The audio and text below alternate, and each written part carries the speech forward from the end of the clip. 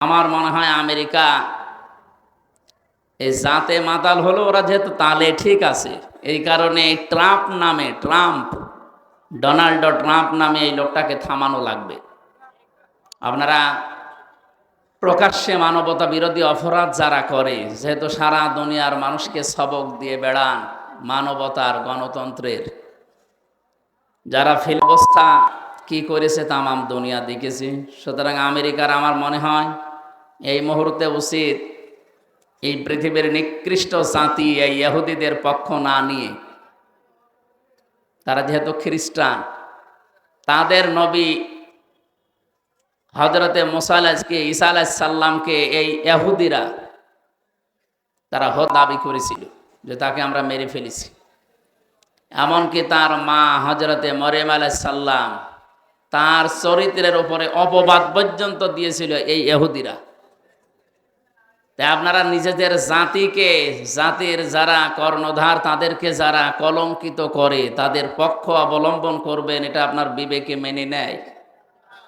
এই জন্য বিবেক যদি কারো কাজে না লাগে, ও কিন্তু আর মানুষ থাকে না। উলাইকা কাল আনআম, আল্লাহ তাআলা বলেন ওগুলো জানোয়ার, বালহুম আদল, তার চাইতেও খারাপ।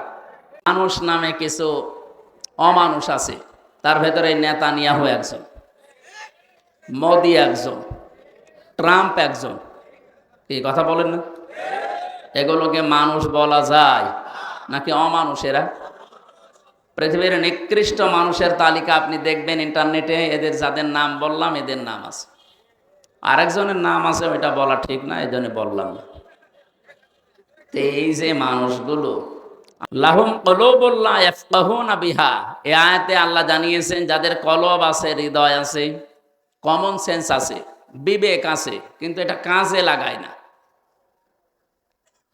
এই মানুষগুলোর কথা বলতে বলতে আরো কয়েকটা ইন্দ্রিয় শক্তির কথা এখানে আছে। ওয়ালাহুম আয়ুনুল্লাহ ইবসিরুনা বিহা ওয়ালাহুম আযানুল্লাহ ইয়াসমাউনা বিহা। এবার আল্লাহ বলেন উলাইকা কাল আনআম।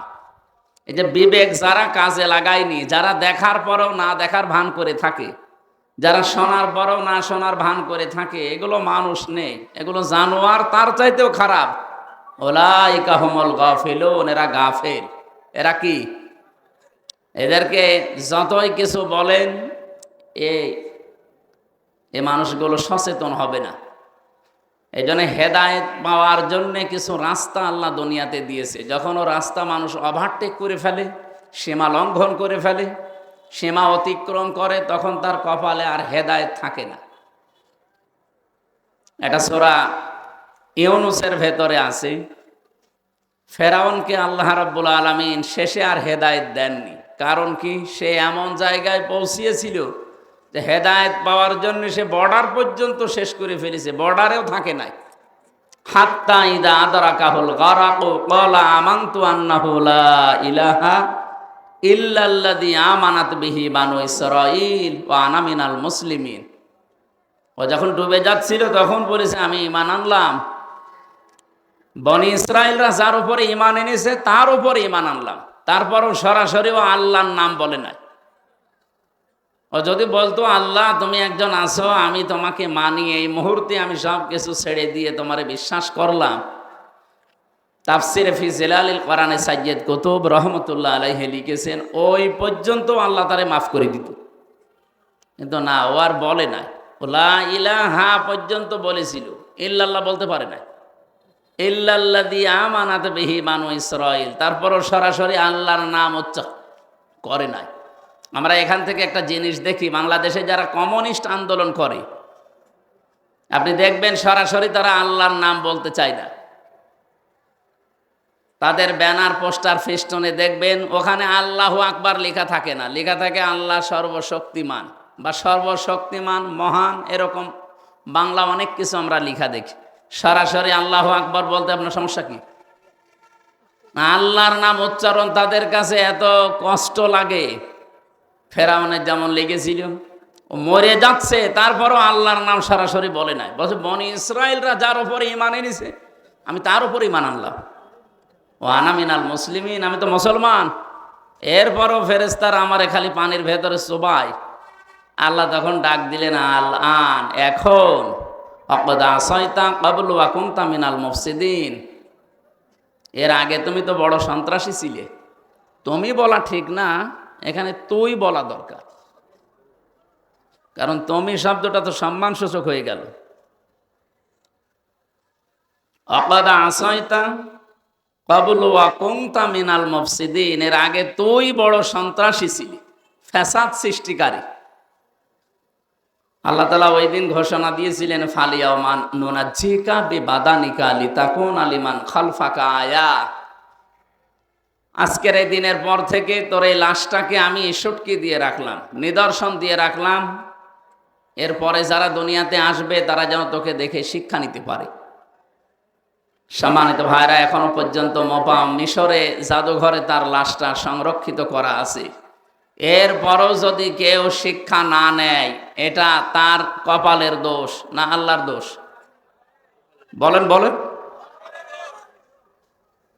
এজন্য সীমা যখন ছাড়িয়ে যায় তখন আল্লাহ তাকে আর ভালো হওয়ার সুযোগ দেয় না। এরকম বহু ঘটনা আমরা দেখেছি। আবু সেহেলও যেই দিন মারা যাবে, ওরে তো পিটিয়ে হাতটা বাড়িদা একেবারে ঠান্ডা ফ্রিজ মার্কা করে রেখে দিয়েছিল, খেজুরের ডাল দিয়ে পিটিয়েছিল দুই ভাই, হযরতে মাজ মুআব্বিজ রাদিয়াল্লাহু তাআলা আনহুমা। সর্বশেষ আব্দুল্লাহ ইবনে মাসউদ রাদিয়াল্লাহু তাআলা আনহু, উনি যখন যে এই বুকের উপরে বসলেন, ডাক দিয়ে বললেন, আনতা আবু জেহেল। আহা, এখন সময় দিলাম, কালেমাটা পড়ো, আল্লাহর নবীর কাছে আমি সুপারিশ করব, নবী তোমাকে মাফ করে দেব।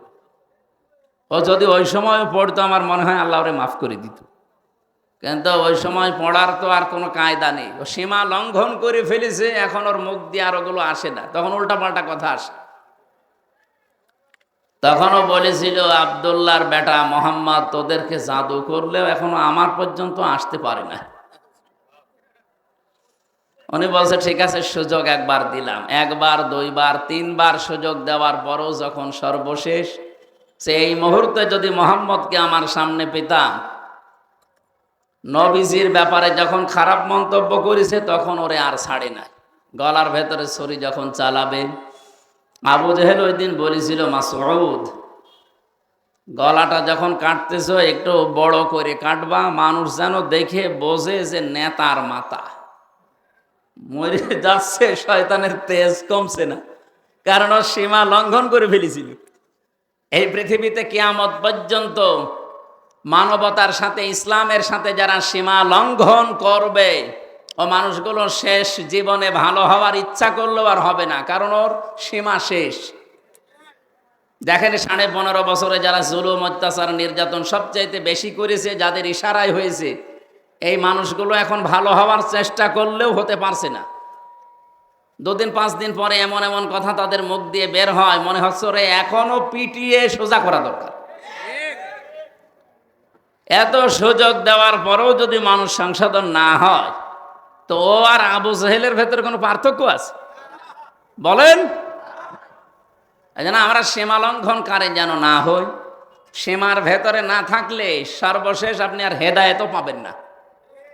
এই জন্য আজকে কোরআনের এই অনুষ্ঠানে যারা আমরা এসেছি, এটা যেহেতু শুধুমাত্র মুসলমানদের জন্য না, বিশেষ করে ইসলামী দলের যে নাম বললাম, মনে করছি এরাই মুসলমান না।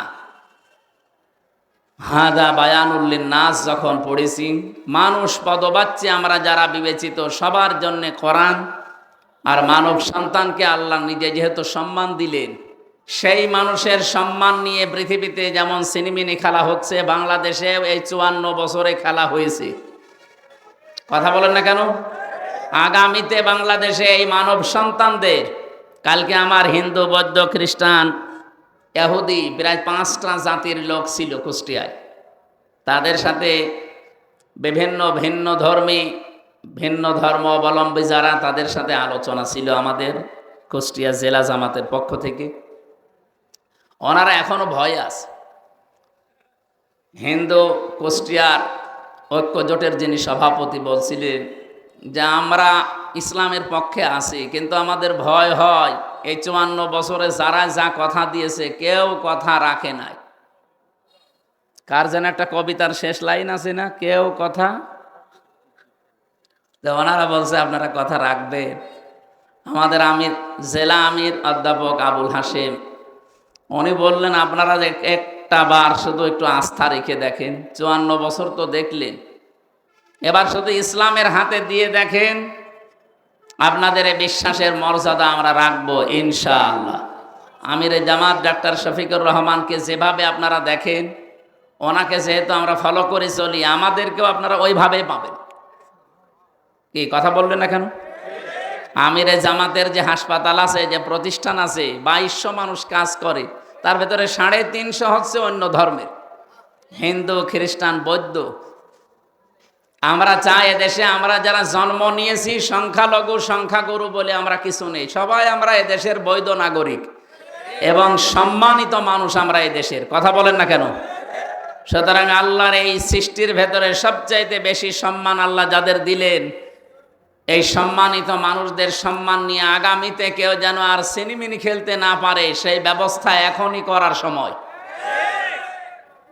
এই ব্যবস্থা করার সময় কিন্তু সামনে আসতেছে। এবার যদি ভুল করেন, 54 বছর না, 108 বছর পার হয়ে যাবে, সুযোগ আর পাবেন না। আশা করি আমি কি বলতে চাই আপনারা বুঝেছেন। আল্লাহ আমাদের সম্মান যাদেরকে দিয়েছেন, এই সম্মান ধরে রাখার এবং সম্মান দেওয়ার তৌফিক যেন দান করেন, বলেন আমিন। আল্লাহ রাব্বুল আলামিন এই পৃথিবীতে যত মানুষকে দুনিয়ায় পাঠিয়েছিলেন, এই পৃথিবীতে কোন মানুষের ব্যাপারে এরকম গ্যারান্টি আমি শুনিনি। প্রায় 13টা বিষয় আমি পেয়েছি কোরআন শরীফে তার বিষয়ে। তার ভেতরে 1 নম্বরে, দুনিয়ার কোন মানুষকে অনুসরণ করলে আপনার জীবনের পাপ মাফ হয়ে যাবে, আমি পাইনি। কিন্তু মুহাম্মদ রাসূলুল্লাহকে অনুসরণ করে যদি জীবন চালায়, আল্লাহ তাকে মাফ করে শুধু দেবে না, আল্লাহ গ্যারান্টি দিয়েছেন, কুল ইন কুনতুম তুহিব্বুনাল্লাহা ফাত্তাবিউনি ইউহিব্বুকুমুল্লাহ ওয়া ইয়াগফির লাকুম যুনুবাকুম।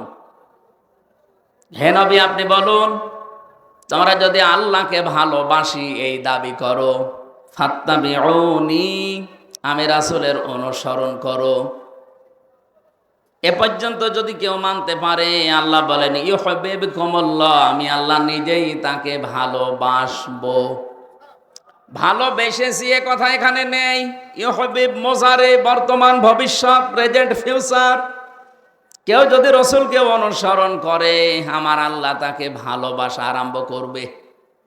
আল্লাহ যদি কাউকে ভালোবাসে, ওয়া ইয়াগফির লাকুম যুনুবাকুম, ইয়াগফির এটাও মোজারে, জামবন না দিয়ে আল্লাহ জনব দিয়েছেন বহু বছর।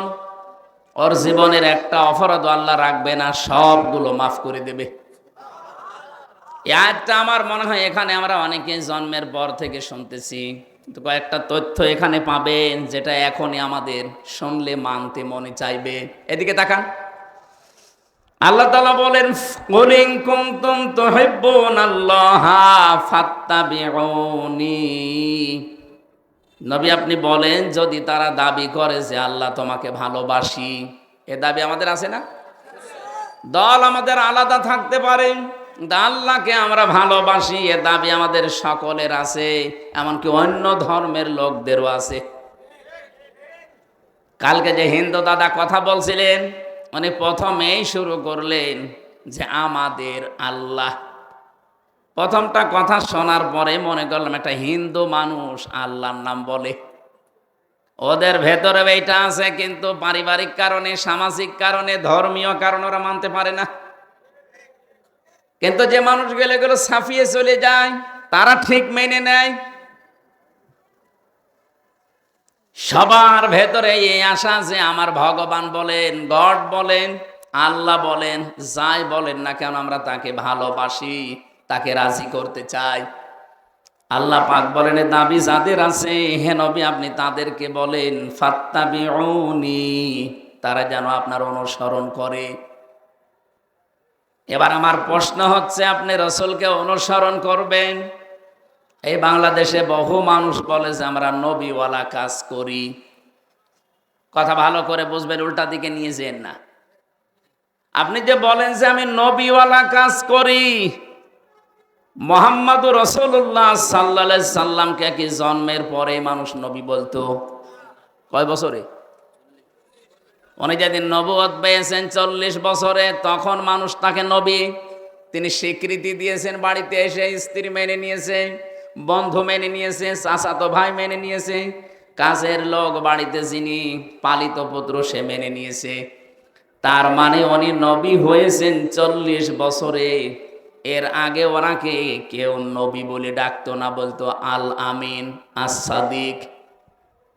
আপনি যদি তাহলে নবীওয়ালা কাজ করতে চান, উনি যেদিন নবী বলে স্বীকৃতি পেলেন, ঘোষণা হয়ে গেছে, ওই দিন থেকে জীবনের শেষ দিন 63 বছর, এই 23 বছর আপনাকে মানা লাগবে, পঙ্খানো অনুসরণ করা লাগবে এই 23 বছরের জীবন। ফাত্তাবিউনি, আমাকে অনুসরণ করো, আমাকে দেখে দেখে চলো। এখানে তাবউন মানে দেখে দেখে চলা। আমার সামনে একটা লোক হেঁটে যাচ্ছে, কিভাবে পা দেয়, কিভাবে মাজা দেয়, কিভাবে হাত নাড়ে, কিভাবে বডি, এইভাবে দেখে দেখে পা ফেলার নাম হচ্ছে তাবউন। তাহলে রাসূলকে সামনে রেখে আপনি অনুসরণ করবেন। এখন আমার প্রশ্ন, এ অনুসরণ কি আপনার আংশিক না পূর্ণাঙ্গ? বলেন বলেন। এইটার জন্য আমি এই পর্যন্ত এসেছি। আজ বাংলাদেশ সহ বিশ্বে বহু মানুষ আমরা রাসূলের অনুসরণ করছি, কিন্তু আংশিক, পূর্ণাঙ্গ না। আংশিক অনুসরণ করেছিল অনেকেই, তারা মাপ পায়নি। কিন্তু পূর্ণাঙ্গ অনুসরণ যারা করেছে তারা মাপও পেয়েছে, জান্নাতের সুসংবাদও পেয়েছে।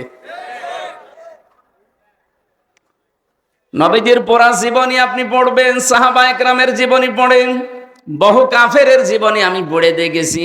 বহু মানুষ রাসূলকে ভালোবাসতো আংশিক, কিন্তু রাসূলকে অনুসরণ করার ক্ষেত্রে তারা পূর্ণাঙ্গ রূপ দিতে পারে নাই। এই জন্য আল্লাহ তাদেরকে মাফ করে নাই, জান্নাতেও দেয় নাই।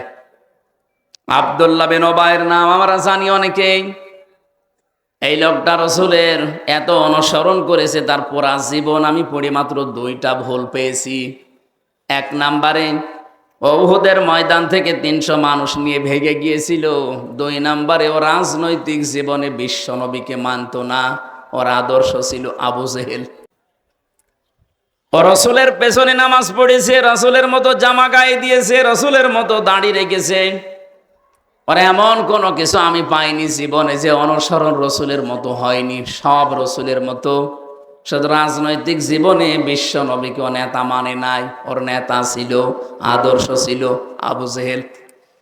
এতটুকু কারণে যদি আল্লাহ তার জন্য আয়াত নাজিল করে জাহান্নামের ঘোষণা দিয়ে দেয়, আজ এই বাংলাদেশে যে মানুষগুলো অনুসরণ করছেন রাসূলকে আংশিক, পূর্ণাঙ্গ না, বলেন তো আপনাকে আল্লাহ কি এখনো ভালোবাসা আরম্ভ করেছে?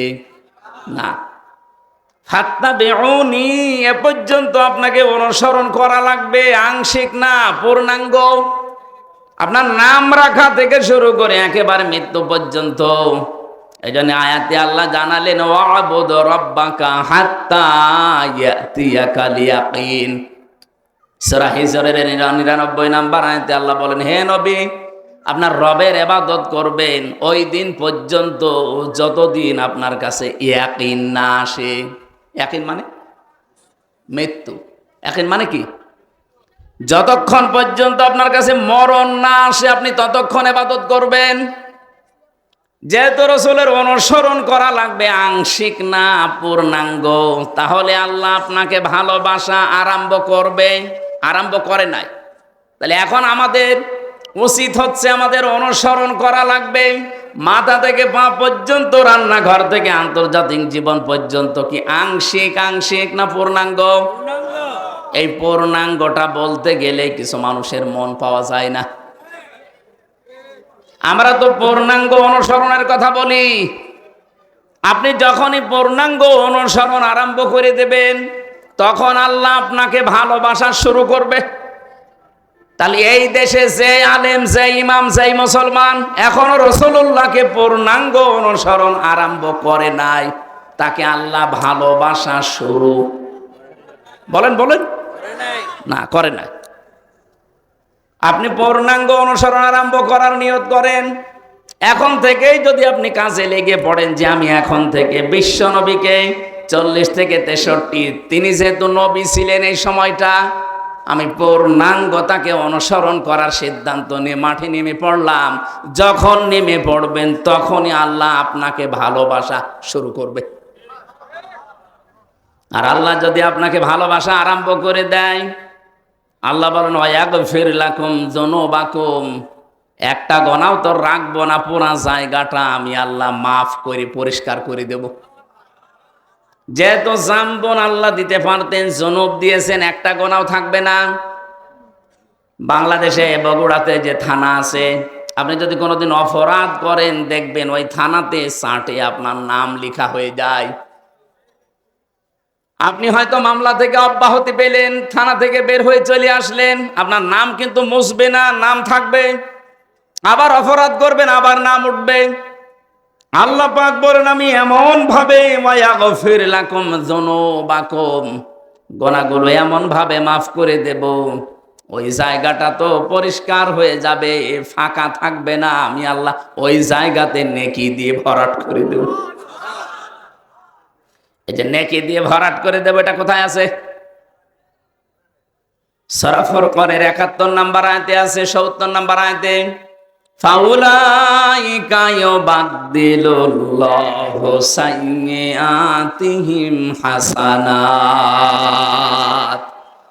আল্লাহ পাক যেন কুদরতি আঙ্গুল এভাবে দিয়ে দেখাচ্ছে, ফাউলাইকা, এই মানুষগুলো, এই বগুড়া, চার মাথা না কয় মাথা এটা? বেড়ুলিয়া, এই এড়ুলিয়া ময়দানে যারা বসে আছে এই মানুষগুলো কি? এ মানুষগুলো ইউবাদদিলুল্লাহ, আমি আল্লাহ বদল করে পাল্টিয়ে দিচ্ছি, দেব। সাজ্জিয়াত, এটা বহু বচন, হাসানাত বহু বচন। একটা গোনাও রাখবো না, যতগুলো গোনা মাফ হয়ে যাবে, পুরা জায়গাটা হবে নেকি দিয়ে ভরাট করে দেব। আল্লাহ এখানে পরে কয়েকটা নামও নিয়েছেন, ওয়া কানাল্লাহু গফুরুর রহিমা, আর সূরা ইমরান দিয়েছেন আল্লাহু গফুরুর রহিম। জোর বল সুবহানাল্লাহ। তাহলে এমন একটা মানুষকে অনুসরণ করার কথা বলছি, যার অনুসরণে জীবনের অপরাধ একটাও আর থাকে না, সব মাফ হয়ে যায়, কিন্তু অনুসরণ করা লাগবে আংশিক না পূর্ণাঙ্গ? আমি আশা করছি আপনারা এটা মেনে নেবেন। মাথার চুল থেকে পা পর্যন্ত যেমন মেনে নিয়েছেন, রান্নাঘর থেকে আন্তর্জাতিক জীবন পর্যন্ত ঠিক এইভাবেই মেনে নেওয়া লাগবে। যারা এই অনুসরণ পূর্ণাঙ্গ করতে পারেন না, আপনি ব্যর্থ। আপনাকে আল্লাহ এখনো ভালোবাসা আরম্ভ করেনি। এরপরও যদি কারো কানে না লাগে এ কথা, আমার আর কিছু করার নেই, এ দায়িত্ব আল্লাহর উপরে দিয়ে দিলাম। সূরা হিজর থেকে যে আয়াতগুলো পড়লাম, আমরা শেষ নাম্বার আয়াতের ব্যাখ্যাটা কিছু সময় করতে চাচ্ছি। থাকবেন তো নাকি? হিজর মানে পাথর। হিজর মানে কি? আল্লাহ রাব্বুল আলামিন বলেন ওয়া'বুদ, ইবাদত করো, রব্বাকা, তোমার রবের। কতদিন পর্যন্ত করবা? হাত্তা, যতক্ষণ পর্যন্ত ইয়াতিয়াকাল ইয়াকিন, তোমার কাছে মরণ না আসে। এই আয়াত থেকে আমি কয়েকটা প্রশ্ন বের করি। আল্লাহর ইবাদত করা লাগবে যেহেতু মরণ পর্যন্ত, বলেন তো বাংলাদেশে সব জায়গা ইবাদত করার মতো পরিবেশ আছে? বলেন বলেন। হ্যাঁ, ব্যক্তিগত জীবনে আপনি হয়তো কিছু মানতে পারেন, পারিবারিক জীবনে কিছু মানতে পারেন, তো সামাজিক জীবনে, রাজনৈতিক জীবনে, অর্থনৈতিক জীবনে, ধর্মীয় জীবনে গিয়ে, আন্তর্জাতিক জীবনে, রাষ্ট্রীয় জীবনে আমার মনে হয় ইসলামকে পূর্ণাঙ্গ মানা সম্ভব। এটা সম্ভব হবে তখন এই ইবাদত, ওইগুলো পারিবারিক জীবনে যেমন ইবাদত আছে, ব্যক্তিগত জীবনে যেমন ইবাদত আছে, রাজনৈতিক জীবনে, অর্থনৈতিক জীবনেও ইবাদত নেই। এখানে বহু মানুষ আমরা আছি শুধু ব্যক্তিগত আর পারিবারিক জীবনের ইবাদতটা করি। আমার যে রাজনৈতিক জীবনে ইবাদত আছে আমরা অনেকে জানি না, অর্থনৈতিক জীবনে যে ইবাদত আছে আমরা জানি না। আল্লাহ যে বললেন মরণ যতদিন না আসে ইবাদত করো, আমরাও তো ইবাদত করতেই চাই, কিন্তু সে পরিবেশ নেই। আপনি ইচ্ছা করলেও হালালকে হালাল জেনে মানতে পারবেন না, হারামকে হারাম জানার পরও আপনি ছেড়ে দিতে পারবেন না। আজকে কুষ্টিয়াতে ডিসি, এসপি এবং মন্ত্রণালয় থেকে একজন, শিল্প মন্ত্রণালয় থেকে একজন অফিসার এসেছিল কুষ্টিয়ার এই যে চিনির মিল, এই সুগার মিলটা চালু করার জন্য 5 বছর অকেজ হয়ে পড়ে আছে। ওখানে এতদিন যারা দায়িত্বে ছিল, দুর্নীতি এমন বেশি হয়েছে, এটা শেষ পর্যন্ত বন্ধ হয়ে গেছে। 1965 সালে মিলটা তৈরি হওয়ার পর থেকে এই 25 সাল পর্যন্ত, 5 বছরও নয় বন্ধ, 20 সাল পর্যন্ত একবার শুধু লাভ হয়েছিল, যেবার মাওলানা মতিউর রহমান নিজামী রহমতুল্লাহ আলাইহি শিল্পমন্ত্রী ছিলেন ওই সময়। তাছাড়া আজ পর্যন্ত লাভ হয়নি। ডিসি, এসপি এবং সচিব যিনি এসেছিলেন ওই জায়গা থেকে সবাই, এলাকার সবাই ওই জায়গায় গিয়ে প্রশ্ন করছে এটা চালু করা লাগবে। ওনারা বলছে চালু করা তো লাগবে, কিন্তু এখানে যে বাজেট 300 কোটি টাকা লাগবে। আমার মনে হয় 300 কোটি টাকাও সরকার দেওয়া সম্ভব, কিন্তু টাকাগুলো 300 কোটি উপর থেকে বাজেট হয়ে আসতে আসতে সর্বশেষ 300 টাকা থাকতে পারে। আমি কয়েকদিন আগে রাজনৈতিক একজন লিডার, অনেক বড় মাপে, উনি আমারে বলছি যে হামজা ভাই, আমরা সারা জীবন রাজনীতি করেছি, এই দেশে যে বাজেট হয় সড়কের জন্যে, এই বাজেটগুলো আমরা হিসাব করে পেয়েছি 100 টাকা যদি বাজেট হয়ে আসে, এই সলিমদ্দি পর্যন্ত আসতে আসতে আর 3 টাকা থাকে। এই রাস্তাটা যদি 100 টাকা দিয়ে বাজেট করে করেন তাহলে 100 বছর যাওয়ার কথা। ওটা যদি 97 টাকা খেয়ে ফেলে আর 3 টাকা দিয়ে করে, ওটা কয় মাস যাবে বলেন বলেন? কোথায় 3 টাকা আর কোথায় 97 টাকা? শেষ পর্যন্ত দেখা যায় 3 মাস পরে রাস্তা হয়ে যায় ডেলিভারি রোড। যে সমস্ত মায়েদের পেটে সন্তান আছে, এদেরকে যদি আপনি এখান থেকে বগুড়া পর্যন্ত নিয়ে যেতে চান, দেখবেন রাস্তায় বাচ্চা হয়ে গেছে। না, অনেকে আবার বলেন না টাকা পয়সা তো খরচ হইল না, ভালোই হয়েছে।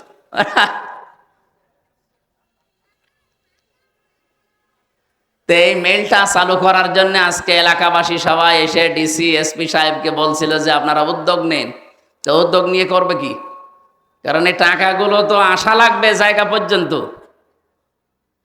এই জায়গা পর্যন্ত আসার আগে যদি 8-10 হাতে এগুলো বিলোতন হতে হতে শেষ পর্যন্ত 300 কোটি টাকা, সেই জায়গা থেকে যদি 3 কোটিও না বাঁচে, তো ও মিল কিয়ামতের আগ পর্যন্ত আর দাঁড়াবে? এই জন্য আমাদের উচিত হচ্ছে, আমি যেটা এখান থেকে বোঝাতে চাই আপনাদেরকে, এবাদত করার মতো পরিবেশ এখানে নেই। ডিসি সাহেব প্রায় 7-8টা পয়েন্ট বলছিল যে আমি চালু করতে পারছি না, এটা শুধু আমার হাতে না, এখানে আরো অনেক ডালপালা আছে। যেন হালালকে হালাল পন্থায় এনে কাজে লাগাবেন, পারছেন না, কারণ রাষ্ট্রে এবাদত করার মতো সেই পরিস্থিতি নেই। এজন্য আমাদের উচিত, আমরা এমন একটা দেশ গড়তে চাই যেখানে আমরা নির্বিঘ্নে এবাদত করতে পারি। কে কথা বলেন না কেন? আমাদেরকে যিনি বানিয়েছেন এবাদত হবে তার, আমরা এমন এবাদত করব যেন এবাদতে বাধা না আসে। এদেশে এবাদতে বাধা আসে না, বলেন আসে না? এমনকি অনেকে আমরা বাস্তবতায় বাধ্য হই নিজের কর্মজীবনকে কলুষিত করার জন্য। এই যে প্রশাসনে যারা আছে, বিশেষ করে আগস্টের 5 তারিখের আগের ওই পুলিশ, তো এখন অন্তত ওই মনোভাব নিয়ে এখন আর কাজ করছে না। এখন অনেকেই পরিবর্তন হওয়ার চেষ্টায় আছে। এই জন্য আমাদের দাবি হচ্ছে, ইসলাম যদি এই দেশে ক্ষমতায় যায়, আমরা বহুবার বলেছি, এটা আমরা যেহেতু এই বিভাগটা, প্রশাসন যেটা পুলিশ, এটা হযরত ওমর বানিয়েছিলেন। সুবহানাল্লাহ বলতে পারেন না? অথচ এদের নাম শুনলে মানুষ এখন ঘৃণা করে। এদের কিছু কাজ কারবারের কারণে জাতির কাছে আজ এরা কালার হয়ে গেছে। আমরা ইসলাম যদি দেশে আনতে পারি, সর্বপ্রথম কাজ হবে প্রশাসনে যারা দায়িত্বে আছেন, যে যে বিভাগে কাজ করেন, আপনারা 8 ঘন্টা ডিউটি করেন। শুধুমাত্র বাংলাদেশ প্রশাসনে 8 ঘন্টা, এটা ডিউটি 24 ঘন্টায়। এই জন্য আমরা আশ্বাস দিতে পারি, ইসলাম যদি এসে যায় এই দেশে, আপনি 8 ঘন্টা ডিউটির পরে যেই কয় ঘন্টা ডিউটি করবেন, ওভার টাইম পাবেন। বাংলাদেশে এমন কোন চাকরি আছে যে 8 ঘন্টা ডিউটি করার পরে আরো 5 ঘন্টা এমনি করা লাগে? যাই করবেন ওভার টাইম পাবেন। এক কথা বলেন না কেন? প্রশাসনকে যদি ওই নিয়মটা করে দিতাম যে 8 ঘন্টা ডিউটির পরে আরো 4 ঘন্টা যদি করেন, আপনার বেতন যদি 40,000 হয়, আরো 20,000 ওর সাথে বৃদ্ধি হবে, ও তখন ঘোষ খাওয়া বন্ধ করত। আমি একজন ওসির নাম জানি, ওনার বেতন ওই সময় 42,000 টাকা। আমি বিশ্ববিদ্যালয়ে ছিলাম তখন, ওনারে পড়াতাম মাঝে মাঝে। বেতন ওনার 42,000, অথচ ওনার স্ত্রী, মেয়ে আর ছেলে 3 জন ঢাকাতে ফ্ল্যাট নিয়ে যেখানে থাকে ভাড়া হচ্ছে 52,000। বাকি এই 10,000 টাকা কি ফেরেশতারা দিয়ে যায়? অবশ্যই তারা এদিক ওদিকে টান মারা লাগে। এখন সরকার যদি ওনাকে 8 ঘন্টা ডিউটির পরে আরো 4-5 ঘন্টা যে ডিউটি করে ওভার টাইম দিত, কি কথা বুঝতেছেন? তাহলে ওনার ওই 42,000-এর জায়গায় আরো যদি 30,000 বাড়তো, টাকাগুলো পাচার না করলে 42,000-এর জায়গায় ওরে 30,000 বোনাস না, ওদের ওভার টাইম দেওয়া না, ওরা 50,000 টাকাও দেওয়া যেত। বললাম না, 100 টাকা বাজেট হয়, 3 টাকার কাজ হয়, 97 টাকা খেয়ে ফেলে। খেয়ে তাও নিজে রাখলে তো হয়, এগুলো সব পাঠিয়ে দেয় সাহেব পাড়া আর বেগম পাড়ার জন্য। আমি নিজে সাহেব পাড়া দেখে এসেছি, থাকে না, ওরা সব তালা লাগিয়ে হোটেলে থাকে ভয়ে, কারণে বাংলাদেশের 20 লাখ বাঙালি থাকে ওখানে। যদি ওরে দেখতে পাই পিটিয়ে মেরে ফেলবে, এই জন্য চুরি চুরি করে থাকে। কি করলেন এই অবৈধ কামাই করে? নিজেও ভোগ করতে পারছেন না। এই জন্য আমার মনে হয় আগামীতে কোনো পাগল যেন এ কাজ আর না করে। কাম তারাকু মিন জান্নাতি ওয়া উয়ুন ওয়া যুরুই ওয়া মাকামিন কারীম কাযালিকা আওরাসনাহা কওমান আখারিন ওয়া না'মাতিন কানু ফিহা ফাকিহিন। আল্লাহ কি সুন্দর উদাহরণ দিয়েছেন। হে নবী, এরা কত বাগান, কত অট্টালিকা, কত সম্মানজনক বাড়ি ঘর সব ছেড়ে পালিয়েছে, সব পড়ে আছে আজ। আমার মনে হয় এই আয়াতটা আগস্টের 5 তারিখে আবার আরেকবার নাজিল হয়েছে। আপনি দেখেন সারা দেশে জালেমদের বাড়ি ঘর, তাদের বাগান, তাদের অট্টালিকা, তাদের সুন্দর সুন্দর কত কিছু বানিয়েছিল, সব এখন পরিত্যক্ত হয়ে পড়ে আছে। আর ওরা সব এখন বিভিন্ন দেশে যে পালিয়েছে, তো পালিয়েছে, চোরের মতো থাকে। আর এমন অপমান, সমর রেজাউল করিম নামে এক মন্ত্রী ছিল, মাছ মন্ত্রী, মৎস্য মন্ত্রী। এই লোকটা কয়েকদিন আগে একটা লাইভ পাঠিয়েছে যে আমি 7 দিন পালিয়েছিলাম আমার ঘরের ভেতরে ঢাকায়, কিন্তু আর পারলাম না। বৈষম্য বিরোধী ছাত্র আন্দোলনে যারা নেতৃত্ব দেয় এরা আমাকে খুঁজছিল, খুঁজে পেলেই তো আমার 12টা বাজাবে। এই জন্য বোরকা পরে আমি ওখান থেকে পালিয়ে শেষ পর্যন্ত বর্ডারে গিয়ে 4 ঘন্টা পাহারা দিচ্ছে, ওইদিকে ভারতের লোক, এদিকে বাংলাদেশের। কি করব? এই কচুরি পানার ভেতরে 4 ঘন্টা আমি ওই জায়গায় লুকিয়েছিলাম। এরপরে রাত যত গভীর হয়, দুই দিককার মানুষ যখন আস্তে আস্তে ঘুমিয়ে পড়ে, এই ফাঁকে আমি এই বর্ডার পার হই। তো এর চাইতে আর কত অপমান করবে জালেমদের বলেন? এটা দেখেও যদি আগামীতে যারা আসবে এরা যদি শিক্ষা না নেয়, এদের কপালে আরো দুর্গতি আছে। আল্লাহ রাব্বুল আলামিন বলেন,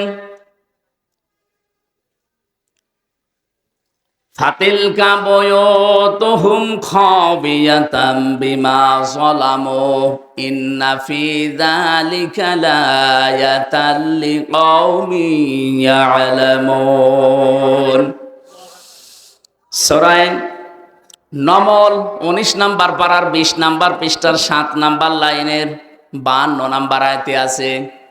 আল্লাহ জানেভাবে হাত দিয়ে দেখাচ্ছেন, ফাতিলকা বুয়ুতুহুম, বাইতুন না দিয়ে বুয়ুত বহু বচন দিয়েছেন। এই সেই ঘরগুলো, খাবিয়াতাম বিমা যালামু, জনশূন্য হয়ে আছে, ওজাড় গৃহ, পরিত্যক্ত হয়ে আছে এদের জুলুমের কারণে। এই জন্য যারা জালিম তাদের ওই জায়গা পর্যন্ত অভিশপ্ত হয়ে যায়।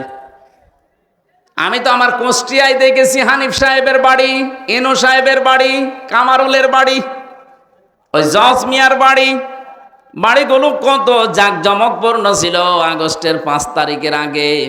কত নিয়ামত দিয়ে ভরা ছিল, কত বাগান, সুন্দর সুন্দর ফুলের গাছ।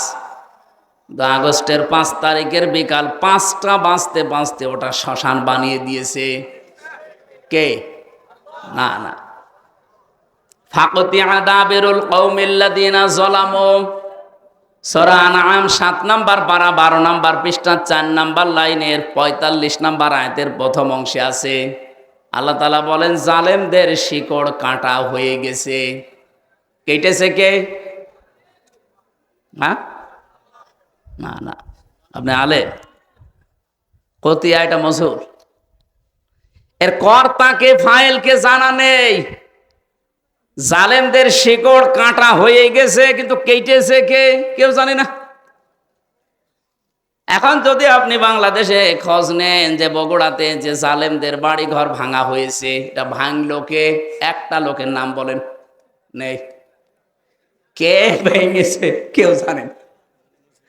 হানিফ সাহেবের বাড়ি পায়খানার প্যান্ট পর্যন্ত খুলে নিয়ে চলে গেছে, কিন্তু কে নিয়েছে কেউ জানে না।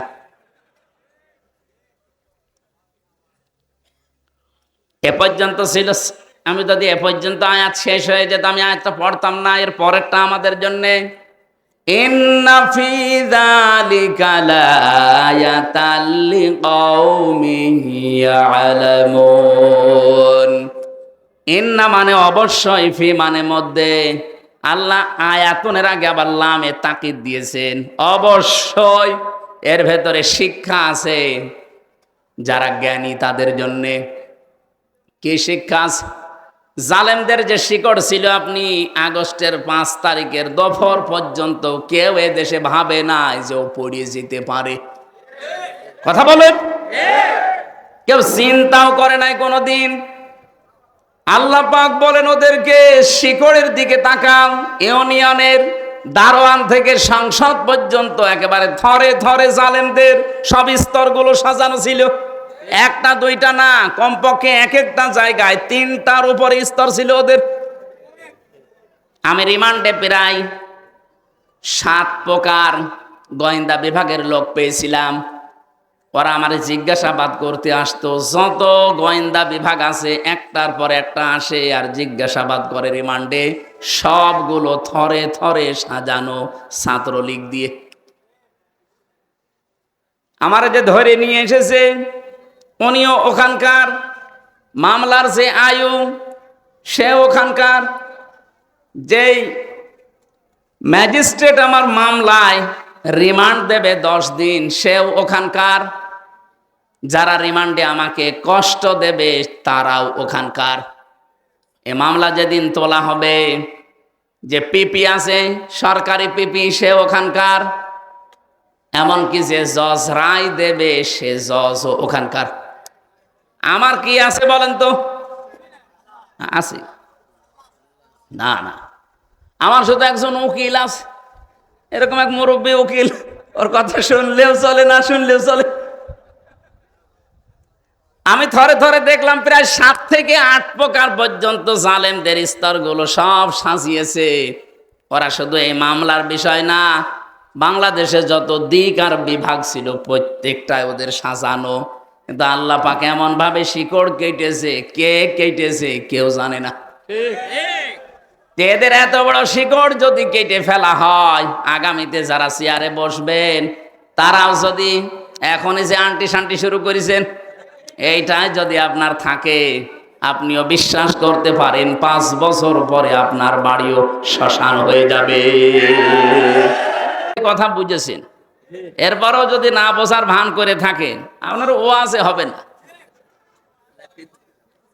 এক লোক শ্বশুর বাড়ি যাওয়ার সময় দেখে যে রাস্তার পাশে একটা গন্ডার কাঁতু কুতু দিয়েছে, না হাসে না। 3 দিন পরে শ্বশুর বাড়ি থাকার পরে যখন ফিরে আসতেছে দেখে গন্ডার হাসতেছে।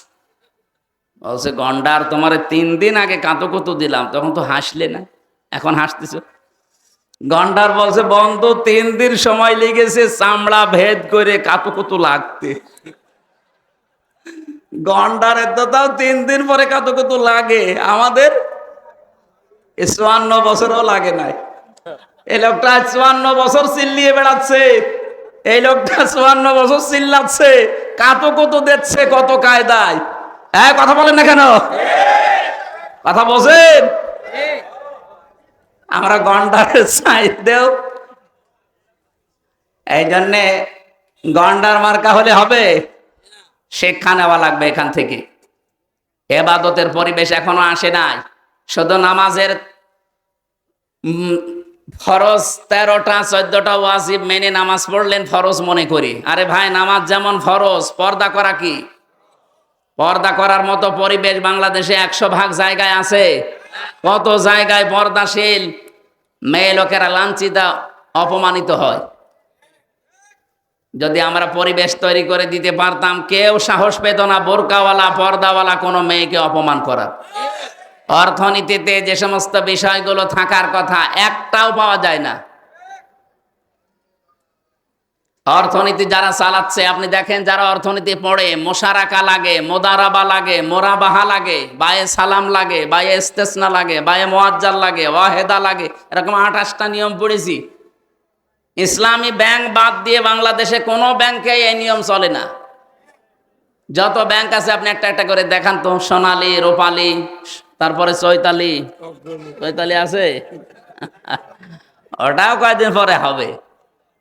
যত ব্যাংকই বলেন, কোন ব্যাংকে আমরা নিয়ম নীতি পাচ্ছি না। ইসলামী ব্যাংক 100% পারছে না, কারণ জাকাত ভিত্তিক অর্থনীতি যতদিন কায়েম না হবে ততদিন পর্যন্ত এদেশে 100% সুদ মুক্ত থাকা সম্ভব না। এই জন্যে ইসলাম যারা পালন করতে চায় তাদেরকে আল্লাহ জানিয়েছেন, আল্লাযীনা ইম্মাক্কান্নাহুম ফিল আরদি আকামুস সালাহ ওয়া আতাবুজ যাকাহ। আমি যদি আমার ইমানদার বান্দাদেরকে চেয়ার দান করি ক্ষমতার, তাদের প্রথম কাজ হবে তারা নামাজের বিল এনে নামাজ কায়েম করে দেবে জমিনে। বাংলাদেশের সামনে 300 জন এমপি হবে, 151 জন যদি এবার কোরআনের পক্ষের মানুষ সংসদে যেতে পারে, কি কথা বলে না কেন? তারা প্রথম অধিবেশনেই বলবে, মাননীয় স্পিকার, আমরা নামাজের বিল চাই। আর ওই দিন যদি বলে ঠিক আছে হাত তোলেন, 151 জন যদি হাত তুলে ঠেলতে পারে, ওই দিনে নামাজের বিল কায়েম হয়ে যাবে। তখন বজলুর রশিদ মিয়া, রুহুল আমিন, আমির হামজা, এদের এরকম নামাজের ওয়াজার করা লাগবে। আপনি নামাজ পড়বেন, আপনার বাপ পর্যন্ত পড়বে। এই যে 18 কোটি মানুষ নামাজ চালু হয়ে গেল, আপনি হয়তো ভোট দিয়েছিলেন হামসাকে একটা, 18 কোটি মানুষ নামাজ পড়লে যে সওয়াব হয়, ওই সওয়াব প্রতিদিন পাবেন। আতাবুজ যাকাত, যাকাত ভিত্তিক অর্থনীতি তারা কায়েম করবে। এটাও তো ইবাদত। নামাজ যেমন ইবাদত, যাকাত ইবাদত না? এটা কি এই দেশে এখন যাকাত ইবাদত আছে না জরিমানা হয়ে গেছে? যাকাতে মানুষ এখন আর যাকাত বলে না, বলে জরিমানা। যেন আমরা চাচ্ছি ইসলামকে সব জায়গায় পৌঁছিয়ে ইবাদতের ক্ষেত্র বানিয়ে দিতে, আমরা যেন মরণ পর্যন্ত ইবাদত করে আল্লাহর সন্তুষ্টি নিয়ে জান্নাতে যেতে পারি। আর যদি এর বিকল্প কিছু তৈরি করেন, কদ খাসিরাল্লাযীনা কাযযাবু বিলিকাইল্লাহ, সূরা আনআমের 31 নম্বর আয়াতে আল্লাহ জানিয়েছেন, অবশ্যই ক্ষতিগ্রস্ত হয়ে গেছে ওই মানুষগুলো, কাযযাবু বিলিকাইল্লাহ, আল্লাহর সাথে সাক্ষাৎ হবে এটা যারা মিথ্যা মনে করে। আর 5-7 মিনিট থাকা যাবে না? একটু কষ্ট করেন, আমি আয়াতটা শেষ করব ইনশাআল্লাহ। রব্বুল আলামিন বলেন, হাত্তা ইযা জাতুহুমুস সাআতু বাগতাতান, হঠাৎ করে যখন তাদের সামনে, এখানে সাআতুনের অর্থ দুইটা, এক নম্বরে কিয়ামত আর একটা মৃত্যু। হঠাৎ করে যখন তাদের সামনে মরণ চলে আসে, ক্বালু ইয়া হাসরাতানা আলা মা ফাররাতনা ফিহা, পেছনের দিকে তাকায় আর আফসোস করে, আল্লাহ আমি কি পাঠালাম, আমি কি পাঠিয়েছি এটা। আহুম ইয়াহমিলুনা আওজারা আলা যুহুরিহিম, সবচাইতে ভয়ঙ্কর আয়াতে আওজার এই শব্দটা আমি যতগুলো তাফসীর আয়াতের সাথে মিলিয়েছি, মুফাসসিরিন ইকরাম জানাতে চেয়েছেন, ওয়া মানে এবং হম মানে তারা, ইয়াহমিলুনা, হামালা ইয়াহমিলু মানে বহন করা। আল্লাহ এখানে জানাতে চেয়েছেন তারা বহন করছে এবং করবে। ঝার মানে বোঝা, আওঝার এটা বহু বচন, ওই মানুষগুলো কিয়ামতের দিন বোঝা সমূহ আলা জুহুরিহিম তাদের পিঠের উপরে বহন করে নিতে থাকবে। আল্লাহ যদি ঝাড় দিতেন আমি আয়াতটা সত্যি পড়তাম না, কিন্তু ঝাড় দিয়েছেন এই জায়গায় আমাদের ঝামেলা। আমার এই 33 বছর বয়স এখন, আমি যদি এখন মারা যাই মনে করেন 33 বছরে 33 মন গোনা করেছি, মারা যাওয়ার পরে আমার পিঠের উপরে যদি 33 মন গোনা চাপিয়ে দেয় আমার বিচার শেষ কি? না মানে আমি গোনা করেছি 33 মন, কিয়ামতের দিন আমার পিঠের উপরে 33 মন চাপিয়ে দিয়েছে, শেষ। মরণের পর আল্লাহ যদি 33 মনই চাপিয়ে দিত আমার বিচার শেষ, আমি তো আর বেশি কম করছি না। কিন্তু আল্লাহ ছাড় দিয়েছেন কেন? আমি হয়তো 33 বছর বয়সে 33 মন গণা নিয়ে মরে গেলাম, এমন এমন কাজ দুনিয়া আমি রেখে গেলাম, আমি মারা গেছি কিন্তু ওই কাজগুলো মারা যায়নি। আমি এমন একটা সংগঠন বানিয়েছি, আমি মরে গেছি কিন্তু ও সংগঠন এখনো বেঁচে আছে। ওই সংগঠনের ছেলেরা মানুষের কাছে চাঁদাবাজি করে, ওই সংগঠনের ছেলেরা মানুষের রগ কাটে, ওই সংগঠনের ছেলেরা মানুষকে বিনা কারণে কষ্ট দেয়। আমি তো মরে গেছি 33 মন গোনা নিয়ে, কিন্তু ওরা যা করবে ওগুলো সব ফিলাক্সি লোড হয়ে আমার আমল নামায় জমা হতে থাকবে। মরেছিলাম মাত্র 33 মন গোনা নিয়ে, কিয়ামতের দিন যখন আমি উঠব 33,000 মন হয়ে যাবে। এরকম মানুষ বাংলাদেশে নেই? নাম ধরা লাগবে। এই জন্য আমার ভয় হয় এই জায়গায়। আল্লাহ যদি এ পর্যন্ত বলতো, এর পরের শব্দটা মারাত্মক, আলা সামা ইয়াসিরুন। ফেরেশতারা বলবে কত নিকৃষ্ট বোঝা হামজা বজলু, রুহুল আমিন এরা বহন করে নিয়ে যাচ্ছে। আজকে হয়তো সম্মান দিয়ে চেয়ারে বসিয়েছেন, কিয়ামতের দিন আমার গোনা বাড়তে বাড়তে বোঝা হতে হতে যখন 33 থেকে 33,000 মন হয়ে যাবে, কিয়ামতের ময়দানে আমার এই দৃশ্য দেখে ফেরেশতারা বলতে থাকবে আলা সামা ইয়াসিরুন, কত নিকৃষ্ট বোঝা এরা বহন করে নিয়ে যাচ্ছে। বলেন নাউজুবিল্লাহ। আয়াতটা পড়ার পরে সত্যি আমাদের ভয় হয়। তারপর একটা আশার বাণী পেয়েছি, বিশ্বনবী জানিয়েছেন যারা আলেম কিয়ামতের দিন আল্লাহ সবার সামনে তাদের বিচার করবে না। ময়দানে মাহশারে কঠিন অবস্থায় আল্লাহ পাক নিজে কুদরতে একটা চাদর দিয়ে মানুষটাকে ঢেকে নেবে, আড়াল করে নিয়ে জিজ্ঞাসা করবে বসলু এই কাজগুলো করেছিলি? আল্লাহ যেহেতু সব জানে, মাথা নিচু করে জবাব দেওয়া লাগবে, আল্লাহ আমি করেছি, আমারে মাফ করে দেন। তার চোখের দিকে কাকতি মিনতির দিকে তাকিয়ে শেষ পর্যন্ত আল্লাহ বলবে গোপনে মাফ করে দিলাম, কাউকে বলবি না, জান্নাতে চলে যা। এইটা চাচ্ছি আমরা। তাছাড়া আল্লাহ যদি হিসাব নেওয়া শুরু করে, এখানে যত ভালো ভালো মানুষই আমরা বসে আছি, কেউ পার পাওয়া সম্ভব না। কিয়ামতের দিনে যে হাদিসটার যে ব্যাখ্যা বলেছি, কিয়ামতে যেন আল্লাহ আমাদের সাথে এই আচরণটা করেন। বলেন আমিন। দুনিয়াতে এমনও মানুষ আছে শুধু গনায়ে জারিয়া বলি আমরা, সাদগায়ে জারিয়া, গনায়ে জারিয়া আছে। আপনি এমন এমন কাজ করে গেলেন, মরে গেছেন, কিন্তু কাজ জারি থাকবে। এমন এমন ভালো কাজে আঞ্জাম দেওয়া দরকার। মাওলানা যুক্তিবাদী আজকে যে মাদ্রাসাটা বানিয়েছে, কিয়ামত পর্যন্ত যেটা টিকে থাকে, 4 জন হাফেজ হয়েছে, এরা আরো 4 জনকে বানাবে, এরা আরো 4 জনকে বানাবে। এলেম এভাবে ছড়াতে ছড়াতে কিয়ামত পর্যন্ত চলে যাবে। মানে হয়তো আর 20-30 বছর পরে মরে যাবে, কিন্তু কিয়ামত পর্যন্ত কবরের ভেতরে আমার আল্লাহ সওয়াব পাঠাতেই থাকবেন। মনে হয়তো এই গোলাম রব্বানির বয়স খুব বেশি হলো না, 40 বছর হবে। এই 40 বছরে 40 মন নেকি নিয়ে উনি মারা গিয়েছে। কিয়ামতে যখন উঠবে আমল নামায় দেখবে 40,000 মন নেকি আল্লাহ দিয়ে দিয়েছেন। ইকবালুল সাহিবিল কোরআন, সাহেবে কোরআনকে কিয়ামতের দিন আল্লাহ তাআলা বলবেন পড়ো, ইকরা অর তাকে অরাত্তেল, শুধু পড়ো বলেই শেষ করেননি, নবীজি বলেন যেই বলবে পড়ো আর উপরে ওঠো।